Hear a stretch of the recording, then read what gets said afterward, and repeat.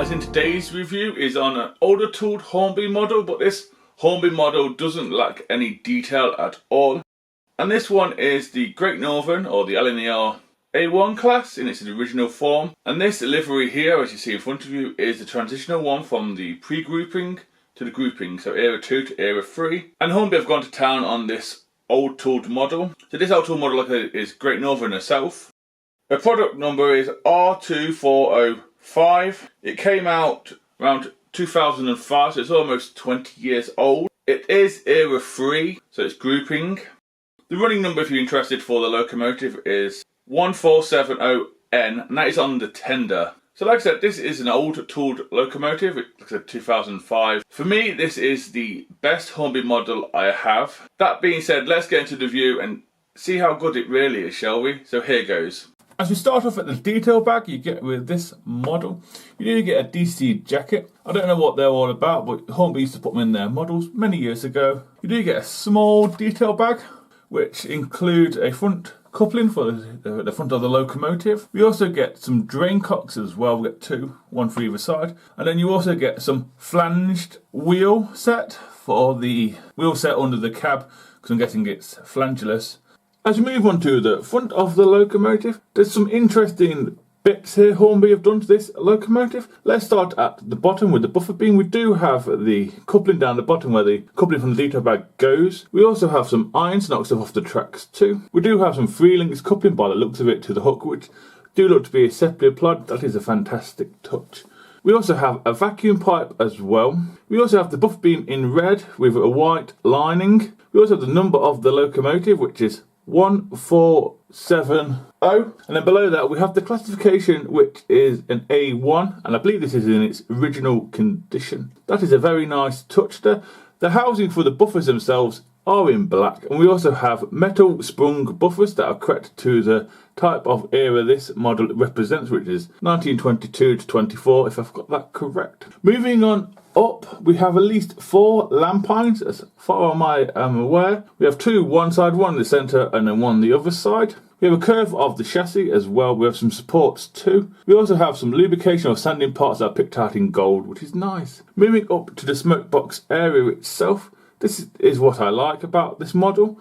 We have the bracing for the hinges in silver. The hinges themselves are in black and moulded. We also have a silver handrail. The dart itself is in silver. We have a silver lamp iron at the top. Then we get to the top, we also have a chimney as well. That is a very nice touch there. As we move on to the side of the locomotive, both sides are exactly the same, apart from the other side, which has some different piping and a metal reverser underneath the chassis. That's the only difference I can tell. The nice touch of the metal reverser is fantastic. But then again, around this side, we also have something under the cab, like a metal V-shaped night tick style thing. Not sure what that was. Originally I thought it was reverser, but I don't think it is. So I do apologise that I don't know what that is. Let's talk about the wheel configuration. The wheel configuration is a Pacific. It's a 462. In apple green. The wheels are in apple green with some white lining as well. All the rods and stuff are metal, and it is shiny as well. There's some lining on the axle boxes underneath the cab as well, and it doesn't swing out, but it's all there. It is nice. The livery itself of this locomotive is in apple green, and as you can tell, this is Great Northern. We do have a plaque for this one. It's not hexed or anything, but it's there. Like I said, it's apple green. It's got no number on the cab. It's got nothing. All it's got is a little plaque on the cab to say it's Lner locomotive. I think it's 1923, 1924 era. But we do have white and black white lining. We also have some silver handrails dotted around the place. There's also a builder's plate on the smoke box door area at the front of the locomotive, basically. That is there, that is legible as well. The cab itself, apart from that plaque, it also has glazing as well. As we move on to the cab detail and the front of the tender, let's start with the cab detail itself. That cab detail in there is fantastic. Most things in there are painted. The dials do have numbers and a white background as well. We do have glazing, but I think it's a bar, if I'm honest with you. We do have a shelf which has been painted. There's a few other things in there been painted with all the seats, but there's no wood flooring. That is one of the nicest cabs I've seen Hornby do around this time. We do have silver handrails on the front of the cab and at the back front of the tender as well. Speaking of the tender is totally green, but there's some lining at the top. We also have the water scoop, I think it is, or the brake is in green as well. It should be in black, really, I think. Hornby have been a little bit lazy on this side.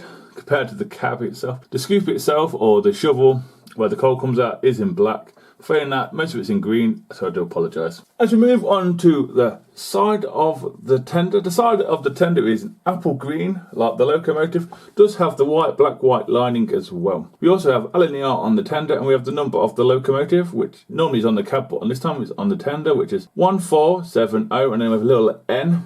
Like I said, this was its transitional played around 1923, 1924, from the Great Northern to the Lner. We do have the actual box is all lined in red as well. Part of that is moulded. We do have steps as well. And this is a Great Northern tender. We can tell by the coal rails that it has as well. As we move on to the back of the tender is pretty much like the front. It's pretty well detailed. We do have them swung buffers again, which are metal. The housing is in black and the buffer beam is in red, but no lining of the whiteness around it. We also have a small tension lock coupling. We also have a hook as well with no chain links or anything like that.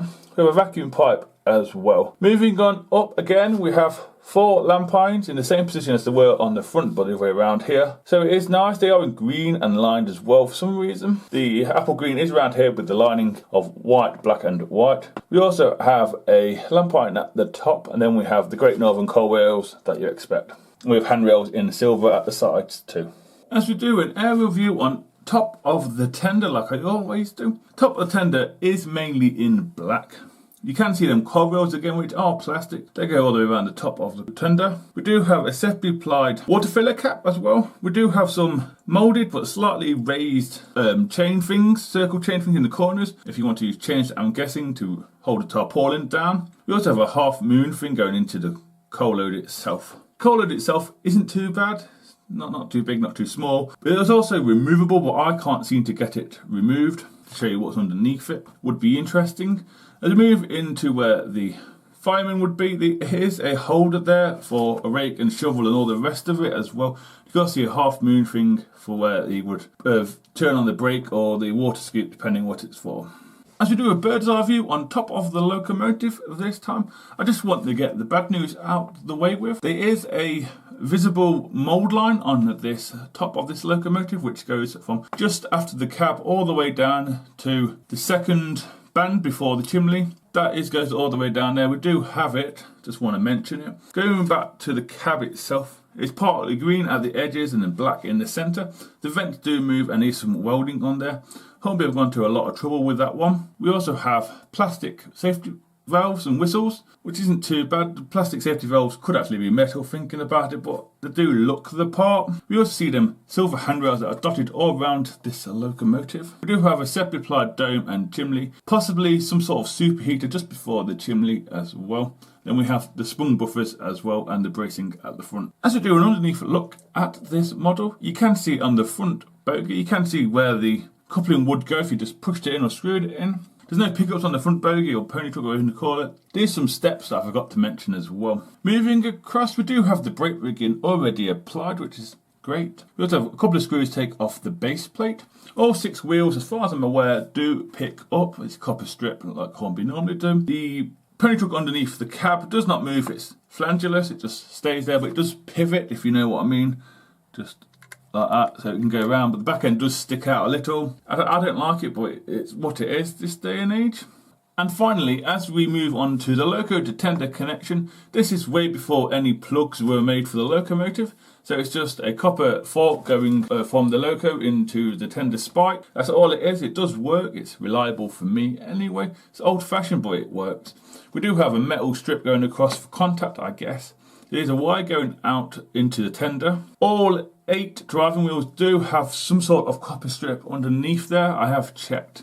Very small, tiny ones though, but they are there. We do have a couple of screws to take off a base plate. All the wheels are metal as well. The brake rigging is on the outside. We have a small tension lock coupling at the end as well. So yeah guys, that's it on the tracks. Next it will be the usual second radius and points test. So here goes.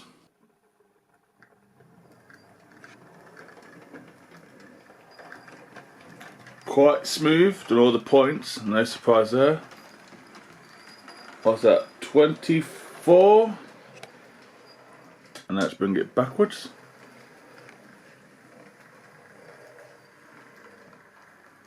Slow it down, let's even do it slowing it down.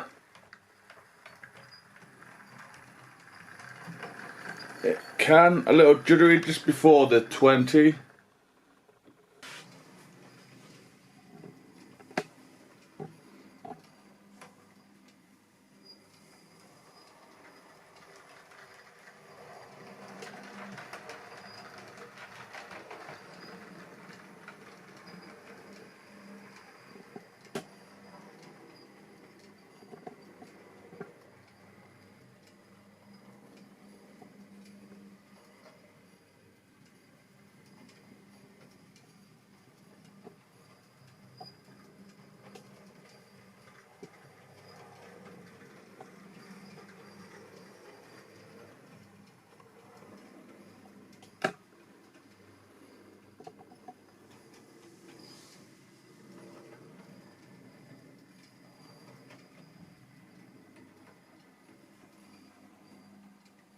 Yeah, if I'm honest with you, managed that perfectly fine with me. Hornby have never let me down when they say it can do second radius or points, and it ran pretty well.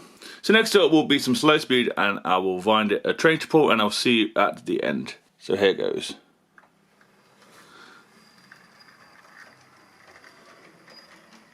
Not bad. What's that, almost 20? Not bad for a DC ready model.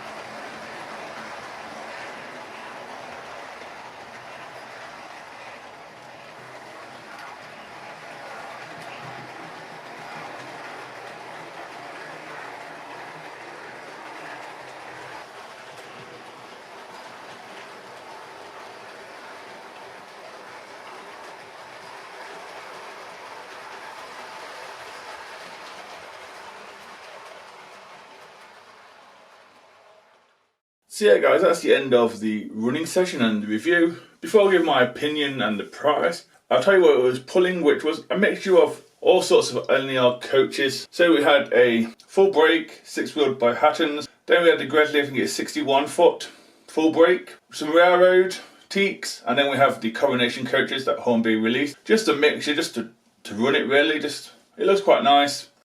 So let's talk about pricing before we talk about the model. So for this exact model, with the, is it R2405, it's hard to get hold of. It was hard to get hold of me several years ago, but I managed to get hold of it. I paid £90 from Tutbridge, which sadly doesn't exist no more. Occasionally they come up in a few second-hand places like model shops and eBay, but they are very, very rare to come up with the Great Northern nameplates on.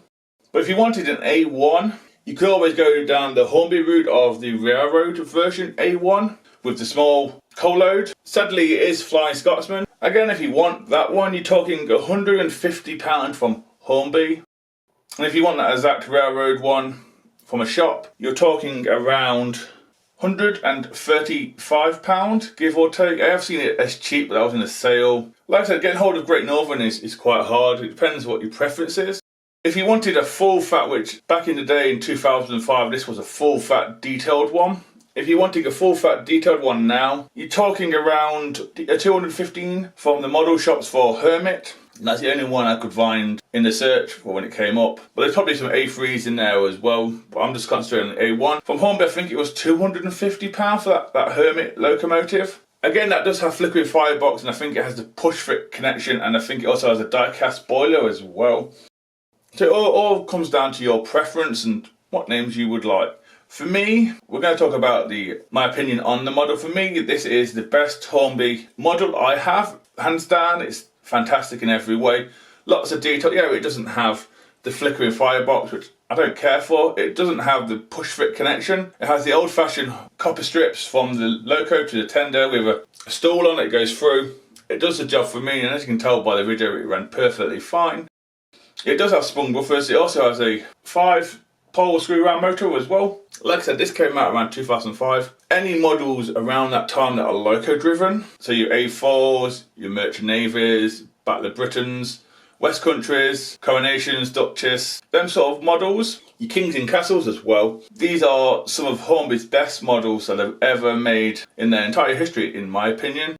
And this one is the cream of the crop. This one is fantastic in every way. So glad I got it. I am hoping Hornby might do a few more variants of Great Northern, because she was never like this for her whole entire life. At some point she had smoke deflectors, different boilers. I think Thompson got his hands on her and modified her as well. I hope Hornby do some more Great Northern models, if that makes sense.